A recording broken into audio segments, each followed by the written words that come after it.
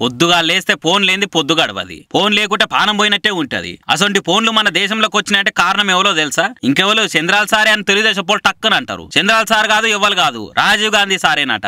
రాజీవ్ గాంధీ సారే ఫోన్లు పట్టుకొచ్చిండట. ఈరోజు సెల్ ఫోన్లు ఏంటిది?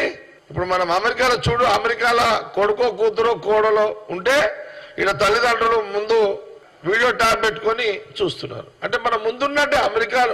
ఇదంతా వరకు కారణము రాజీవ్ గాంధీ గారే.